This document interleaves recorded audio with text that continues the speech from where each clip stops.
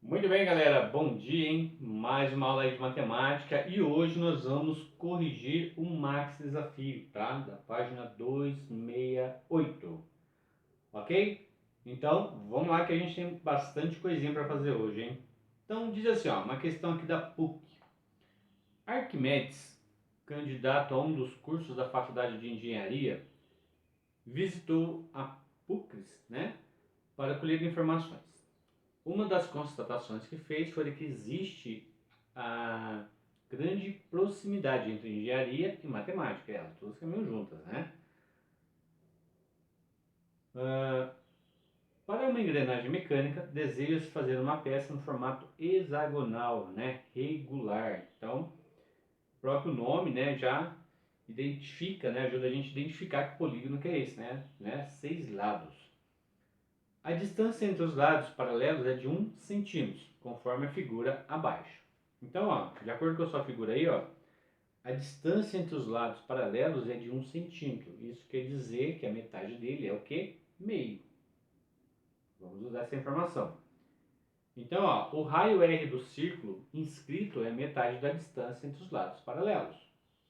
Então, aqui nós temos que o lado vai ser 2 vezes, tá? Meio, que é a distância do paralelo até o centro, tá? Vezes raiz quadrada de 3, tudo isso sobre 3. Aqui, ó, eu tenho 2 multiplicando uma fração, então eu vou transformar esse 2 também numa fração. 2 vezes 1, 2, 1 vezes 2, 2. 2 dividido por 2, 1. Vezes raiz quadrada de 3, é raiz quadrada de 3 mesmo, tá? Então, resposta, ele está perguntando aqui, o lado desse hexágono médio, o lado vai ser raiz quadrada de 3 sobre 3, alternativa B. Acabou. No próximo, Universidade Federal do Rio Grande do Sul. Um desenhista foi interrompido durante a realização de um desenho, de um trabalho. O seu desenho ficou como na figura abaixo. Então nós temos aí, olha só, já dá para a gente perceber que é uma circunferência, que nós temos aí triângulos equiláteros, então ele estava fazendo triângulos equiláteros. Tudo indica que ele iria fazer uma circunferência cheia, né, preenchida com esses triângulos. Aí nós temos aí um ângulo de 40 graus entre cada triângulo. Esse 40 graus é o ângulo externo, tá? Qual é a medida dos ângulos de um triângulo equilátero internos? 60 graus. Então, aí dentro de cada triângulo aí, ó, cada ângulo desse triângulo equilátero, nós temos 60 graus, ok? Vamos usar essa informação. Então, a medida de cada ângulo interno do polígono será D. Então, olha só, eu tenho aqui um ângulo externo de 40 graus. E nós já sabemos que no triângulo equilátero, os seus ângulos internos, cada um mede 60 graus. Então eu tenho 60 aqui, ó, e tenho 60 aqui. 60 com 60, 120. Com 40, 160. Para 180 falta quanto? 20, né? Posso considerar como se fosse 10 para um lado, 10 para o outro, tá? Então, ó, cada ângulo interno vai ser 60 mais 40 mais 60, que é igual a 160 graus. Ok. Nesse caso, eu quero saber quantos triângulos irão formar, né? Irão preencher, vamos dizer assim, a circunferência do jeito que ele começou a desenhar. Então eu pego 360 graus, que é a circunferência completa, dividido por n, que é igual a 20 graus, que é aquele pedacinho aqui, ó, que faltou aqui, né? Então vai ficar n, que é igual a 360 dividido por 20, n igual a 18. Ou seja, essa circunferência nela interna, nós teremos 18 triângulos equiláteros, tá? Com essas medidas aqui, ó, com esses ângulos aqui, ok? Beleza. Tem alternativa? Sim, alternativa E. No próximo, o que ele fala aí? Questão do Enem. Manchete demonstra que um transporte de grandes cargas representa cada vez mais preocupação quando feito em vias urbanas, né? Caminhão entala no viaduto do centro. Um caminhão de grande porte entalou embaixo de um viaduto no cruzamento das avenidas Borges de Medeiros e Loureiro da Silva, no sentido centro-bairro, próximo à Ponte da Pedra, na capital. Esse veículo vinha de São Paulo para Porto Alegre e transportava 3 grandes tubos, conforme ilustrado na foto. Tá? Então, caminhões entalar em viaduto é normal. Tá? Ou a carga está muito alta, ou o viaduto está baixo. Só que normalmente, né, a prefeitura ela coloca sinalizações, várias sinalizações, antes de várias entradas que irão, né, ter um viaduto ali pela frente, informando qual é a altura dele, né, para o motorista ficar ligado. Então, o motorista do caminhão não pode passar em qualquer lugar que ele quiser, né? Ele tem que seguir conforme as orientações. Considere que o raio externo de cada cano na imagem seja de 0,60 metros e que eles estejam em cima de uma carroceria cuja parte superior está a 1,30 m do solo. O desenho representa a vista traseira do empilhamento dos canos. Então, olha só, unindo o centro dos círculos, temos um triângulo equilátero com altura H, destacada em vermelho, né? De lado igual a 2 R's, ou seja, 2 vezes o raio. Então eu tentei até fazer um desenho aqui, ó, da carga. Então temos aqui 3 tubos. Essa distância daqui até aqui é de 0,6 metros, tá? Ligando o centro dos tubos, eu tenho aqui um triângulo equilátero. E aqui no meio, ó, em vermelho, eu tenho o que? A minha altura. Então eu tenho que considerar, calcular essa altura, depois somar com essas alturas, mais a altura do caminhão, tá? Então eu tenho que definir a altura dos tubos com o caminhão e definir a altura do viaduto, né? Ele está mais preocupado com a altura do viaduto do que com a altura da carga em si, tá? Mas nós vamos descobrir a altura também aí do caminhão com a carga. Então o que ele diz? Que essa vai ser a forma. A altura dos canos vai ser a altura, essa altura, mais 2 vezes o raio, tá? Então, o raio a gente já sabe que é 0,6. Então, a altura, esse H aqui vai ser L, que é igual a raiz quadrada de 3 sobre 2. Então, a altura vai ser 6 vezes 2, raiz quadrada de 3 sobre 2, tá? Cadê você, cadê você, cadê você? A altura vai ser aproximada de aproximadamente 1,02. Então, esse H aqui, ó, é aproximadamente 1,02. E a altura dos canos? Agora a gente soma 1,02, ok, com 1,2. 60 daqui, mais 60 dali, tá? 0,60, né? 0,6, isso. Então, a altura dos canos vai ser de 2,22 metros. Então, ó, 2,22 metros, essa altura dos canos. Se a gente somar com a altura do caminhão, né, da carroceria do caminhão, que é 1,30, vai para 3,52. Qual é a altura do viaduto? Nós vamos pegar 1,3, que é a altura do caminhão, mais 0,5, que é a margem de segurança, mais a altura dos canos, né? Então, a altura do viaduto é de 4, né, a ideal, né? 4,02 metros, alternativa D. Então, tem que ter uma margem de segurança. Qual que é a margem de segurança? Meio metro, tá?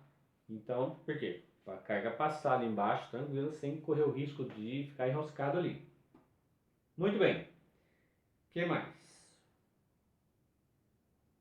Muitas vezes, quando a gente percebe, a gente vê na televisão uma carga, a carga do caminhão tal enroscou, né? Não vai passar, né? Ou se tentou passar, ficou enroscado embaixo do viaduto. O que eles fazem? Eles vão murchar os pneus do caminhão, tá? Porque ele diminui, ele vai abaixar, aí ele consegue sair, tá? Na maioria das vezes isso dá certo. Bom, próximo. 4. Dado o quadrado ABCD de lado 2, sejam O centro do quadrado e EF, os pontos médios dos lados CD e AB, se os segmentos FH e GE têm a mesma medida e os arcos FE, EH, HO, OG, FG são semicircunferências, encontre a área sombreada. Esse exercício ele é meio esquisito, tá? Então, observa comigo aí. O que ele está dizendo aqui? Ele está dizendo, o quadrado ABCD de lado 2, então quer dizer que o lado do quadrado mede 2. 2 o quê? Metro ou centímetro? Já não fala, né? Eu já anularia um exercício como esse. Então, beleza, vamos considerar aí 2 centímetros. Isso quer dizer que a metade do quadrado é 1 centímetro. Concorda? Beleza. A distância de FO é de 1 centímetro, né? Se a gente dividisse quadrado pela metade, passar mais uma linha no centro, eu vou ter 3 quadrados, né? De 1 centímetro de lado para todo mundo aí. Resumindo, ele diz o seguinte, a área sombreada será de 1 elevado ao quadrado vezes o raio sobre 2. Né? 1 ao quadrado é 1 mesmo, vezes R é R. Então vai ficar, a área vai ficar ao raio dividido por 2. Então, tô igual a você, né? Tem um grilo aí perto da sua cara, aí no seu quarto aí. Então ficou tá meio estranho esse exercício, tá? Eu, sinceramente, anularia ele. Tá? Ele, sei lá, tá meio sem sentido isso aqui. Então, resposta aqui do livro, né, que ele tá aqui mostrando pra gente, é raio ao quadrado. Beleza. Pronto, vamos seguir a vida. Vamos passar por outro. Tem uma historinha agora, hein? Analise a tirinha abaixo. Vamos ver. Liberdade é um triângulo como? Como Deus manda. Não, presta atenção. Se este lado e este lado e este lado medem a mesma coisa, é um triângulo. É um triângulo? Chatíssimo. Não, um triângulo cujos lados são todos iguais é socialista. Não, de acordo com a tirinha, o triângulo é classificado como? Qual é o nome do triângulo que tem todos os lados iguais? Estamos usando ele bastante aqui nesse exercício. É o equilátero, né? Então, alternativa B. 6. A medida da área em metros quadrados de um hexágono regular inscrito em uma circunferência com raio mede. Raiz quadrada de 2 metros. Então, ele já está dizendo para a gente que o raio é raiz quadrada de 2. Então, ele quer saber o quê? A área. Então, o que nós temos aqui? Nós sabemos que o lado vai ser igual ao raio, né? O lado no hexágono é igual ao raio, e o raio ele tem essa medida aqui, raiz quadrada de 2.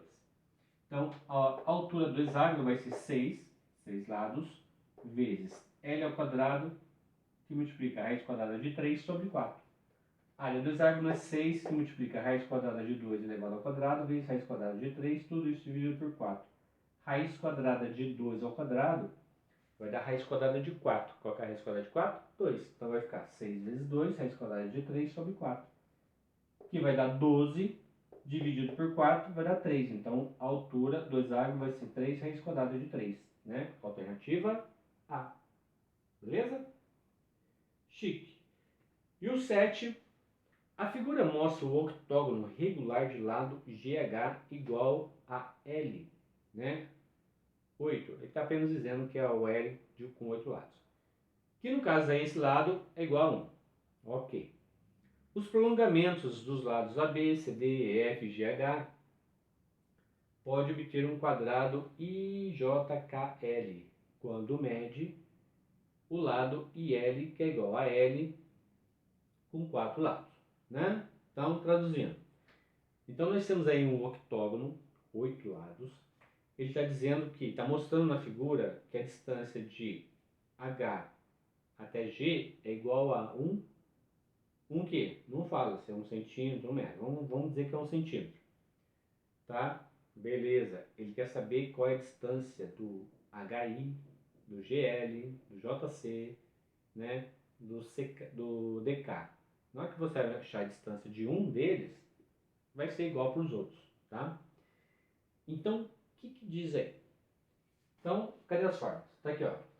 Então, ele está dizendo que um lado, né, do octógono aqui é igual a 1, tá?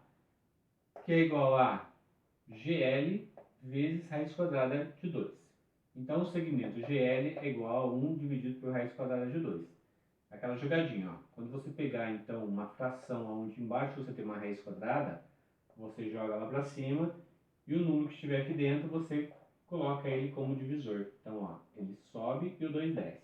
Ele sobe e o 2 desce. Se aqui fosse 3, ele sobe e o 3 desce, tá?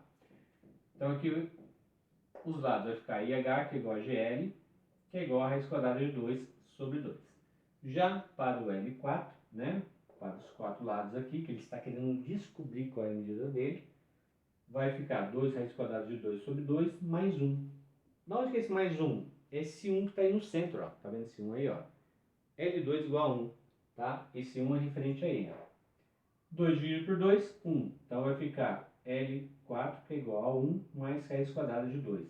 Então, alternativa B. Então, a distância de HI, GL, JC, DK é essa daqui, ó. É raiz quadrada de 2 mais 1, tá? Beleza, alternativa B. Então, com isso, concluímos nosso Max Desafio. Aí vem lá, você aprendeu. Sobre os temas estudados nessa unidade, observe o esquema e responda as questões e preencha as lacunas. Polígonos regulares. Polígonos inscritos e circunscritos. O que você entendeu por polígonos inscritos e circunscritos? Polígonos inscritos são polígonos desenhados no interior de uma circunferência. Os polígonos circunscritos apresentam uma circunferência no seu interior. Contrário. Apótema. O que é o apótema? Ele está presente em todos os polígonos? Apótema é uma linha perpendicular que liga o ponto central de um polígono ao seu lado, né? Na maioria das vezes definindo o ponto médio. Só podemos encontrar o apótema em polígonos regulares. Aí, calculamos a medida de cada ângulo interno de um polígono, dividindo o ângulo de 360 graus pelo número de lados do polígono regular. No desenho geométrico temos aí o quadrado, né? O que são os polígonos regulares? O que são polígonos regulares? São polígonos que têm as medidas dos lados e ângulos iguais. Aí fala do hexágono e depois vai lá no triângulo equilátero. O triângulo regular também é conhecido como triângulo equilátero e a medida do seu ângulo interno vale 60 graus. Gente, aí eu ia começar a comentar isso logo no começo. Beleza. Aí ele começa a unidade 4. Vamos falar da unidade 4 já. Diz assim, ó, figuras espaciais, volume de prismas e cilindros. Vamos falar de volumes agora. Esse é um assunto que vocês já aprendem desde o sexto ano, tá? Então, ó, essa matéria daqui para frente é bem de boa, tá? Então, diz o seguinte, geometria e games. Em um jogo de videogame que faz sucesso entre os apaixonados por diversão eletrônica, existem os personagens em uma forma bem peculiar, né, e distinta dos outros, pois são formados por caixas empilhadas, umas sobre as outras, assim como os cenários do jogo, que se ambienta em um espaço formado apenas por figuras espaciais na forma de prismas. Imagem de um personagem formado por sólidos espaciais. Em estudos anteriores, você aprendeu que o volume é o espaço ocupado por um corpo ou objeto. Nessa unidade, vamos aprofundar um pouco mais o estudo do volume de figuras espaciais, como os primas e os cilindros.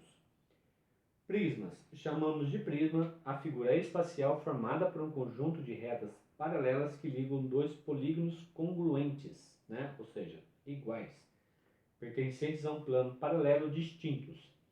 À nossa volta, há várias figuras no formato de prismas. Caixa de sapato, caixa de sabão em pó, caixa d'água, dados cúbicos, entre outros objetos. A superfície de um prisma varia conforme a figura que forma a sua base. ou seja, os polígonos pertencentes aos planos.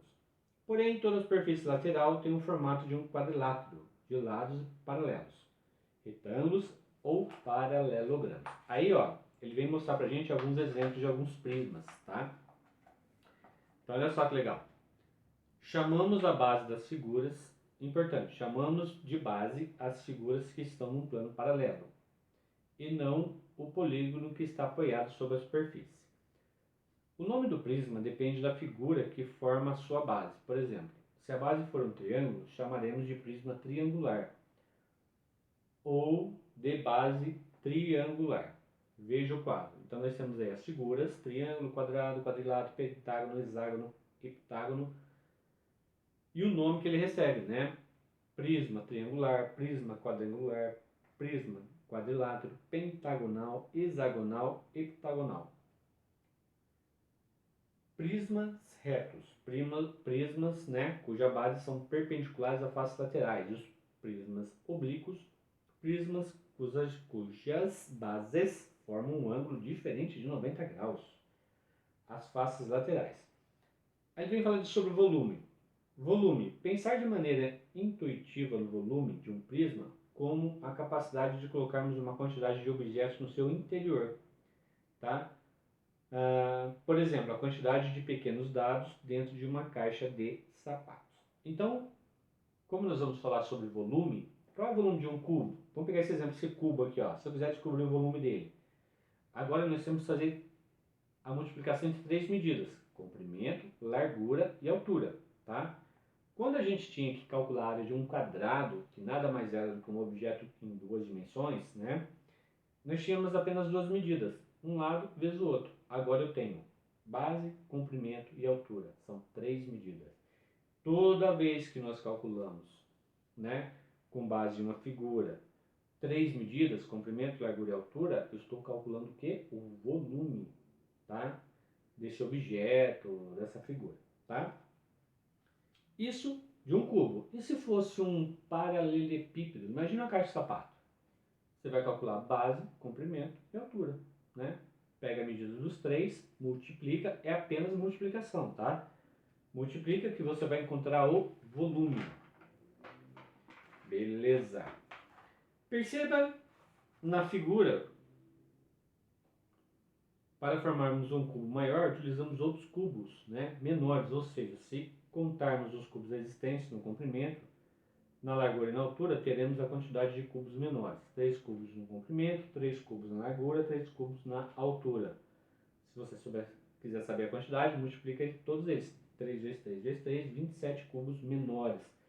Se eu estivesse fazendo um cálculo em metros cúbicos, né, em metros, vamos supor que fosse metros, 3 metros de cada lado, nós teríamos aí 27 metros cúbicos. Eu quero saber se eu quisesse colocar água lá dentro, né? Quantos litros de água? 1 metro cúbico tem 1000 litros. Então, como seria 27 metros cúbicos, são 27 mil litros de água. Água para chuva, hein? Dá para encher uma piscina. Bom, com essa ideia intuitiva, podemos dizer que o volume de um cubo é igual ao produto do comprimento, ou seja, o resultado da multiplicação entre o comprimento, a largura e a altura. Então, tá lá, igual eu comentei com vocês. Volume. Um lado, comprimento, largura e altura. No caso do cubo, lado vezes lado vezes lado. Por isso que ele colocou aí, ó, A vezes A vezes A elevado ao cubo. Um cubo de madeira tem 1728 centímetros cúbicos de capacidade volumétrica, ou seja, ele já está fornecendo para a gente o volume dele. Qual é a medida do seu lado, né, da sua aresta? Note que temos um cubo de 1728 centímetros cúbicos de volume e que as medidas das arestas dos cubos são todas iguais. Logo, qual vai ser a fórmula? V de volume é igual a A elevado ao cubo. Como nós já temos o volume, então vai ficar 1728, que é igual a A ao cubo, né? Tá vendo esse 3 aí? O que ele vai virar? Ele vai virar uma raiz cúbica, né? A vai ser igual a raiz cúbica de 1728. Qual o número multiplicado por ele mesmo 3 vezes vai dar 1728? Nossa, como que eu vou descobrir isso? Você vai ter que fatorar o 1728. Tá lembrado? Né? Aonde vai resultar? na raiz cúbica de 2 elevado à terceira vezes 2 elevado à terceira vezes 3 elevado à terceira. Né? Raiz cúbica de um número elevado ao cubo, você consegue eliminar a raiz, tá? Então vai ficar 2 vezes 2 vezes 3. Então a aresta, né, no caso aí desse exemplo aí, vai ser de quanto? 12 centímetros. Beleza? Temos que a aresta do cubo é de 12 centímetros. Né? De forma análoga, vamos pensar em uma caixa cuja base é um retângulo. O prisma nesse formato é chamado de paralelepípedo retângulo. Então temos aí um exemplo aí de um paralelepípedo. Como calcula o volume dele? A vezes B vezes C. Base vezes comprimento vezes altura. Né? Comprimento vezes largura vezes altura. Legal. Por enquanto, de boa, né? Vocês estão recordando, né? Porque isso aqui vocês começaram a aprender lá no 6º ano. Viram no 7º, no 8º e agora tá voltando no 9º. Para a pavimentação de calçadas são utilizados blocos de concreto no formato de paralelepípedo, retângulo de dimensões 16,5 cm de comprimento, 11,5 cm de largura e 7 cm de altura. Qual é o volume de concreto usado para a fabricação de 10.000 blocos? Para resolvermos o problema, vamos calcular o volume do concreto utilizado na fabricação de um bloco. Então você vai ter que multiplicar essas três medidas, né? Volume 16,5 vezes 11,5 vezes 7. Cuidado com a multiplicação, hein? Então qual vai ser o volume aí? 1.328,25 centímetros cúbicos, tá? Centímetros cúbicos, às vezes fica mais fácil a gente trabalhar com metro cúbico. Então você poderia fazer a conversão de centímetro para de centímetro nesse caso para metros, né? Então o que você vai fazer? Você vai dividir isso aí por 1000, tá? Então vai ficar arredondando mais ou menos, tá? 1,32 metros cúbicos. Importante, perceba que a unidade adotada nas medidas do bloco é em centímetros. No cálculo de volume, efetuamos as unidades semelhantes. Centímetro vezes centímetro vezes centímetro é igual a centímetro cúbico. Para a fabricação de 10.000 blocos, teremos 1.328,25 vezes 10.000. Então vai ficar 13.282.500 centímetros cúbicos. No exemplo acima, podemos trocar a unidade de medida para uma unidade volumétrica mais usual, né? Ou seja, vamos passar de centímetros cúbicos para metros cúbicos. Para isso, fazemos uma conversão. Olha lá, foi aquilo que eu comentei com vocês, ó. Você iria, lá de cima, quando você achou o volume, você iria dividir por 1000. Como ele já multiplicou por 10.000 blocos, deu esse valor gigantesco. Aí ele vai dividir por quanto? Por 1 milhão, tá? Vai chegar no mesmo resultado. Então aqui, ó, fazendo essa divisão, vai ficar 1,32, né, metros cúbicos de concreto. Tomando as unidades da figura em centímetros, calcule o volume da figura em metros cúbicos. Tá vendo essa figura aí, ó? Se você tivesse que calcular o volume dela, como você faria? Será meio complicado, né? Mas não é complicado, sabe por quê? Tá vendo ela? Divide esse desenho em 3 figuras. Então, ó, se você dividir, você vai transformá-la em 3 figuras. Então, você vai ter um paralelepípedo e você vai ter aí, ó, praticamente dois retângulos, tá? Pequenos. Então, você calcula o volume deles de forma separada e depois soma os valores, tá? É dessa forma que a gente calcula, tá? É muito mais prático, muito mais rápido e a chance de você errar é muito pequena. Ok? Para calcular o volume da figura, podemos dividi-las em outros prismas. Foi aquilo que eu comentei com vocês, tá? Então, é o que ele vem fazendo aí. Deixa eu ver aqui. Aí ele vem falar um pouquinho sobre a altura do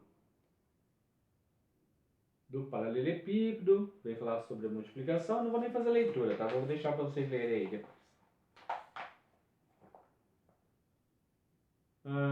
Aí ele vai falar um pouquinho sobre hexágono. E aí ele vem na tabela, na unidade de capacidade. Ou seja, ele vem mostrar a tabelinha de conversões, tá? Só que aqui no caso a unidade de capacidade, nós estamos falando em litros. Ok? Então, ó, transformações de litro para decilitro, centilitro, mililitro.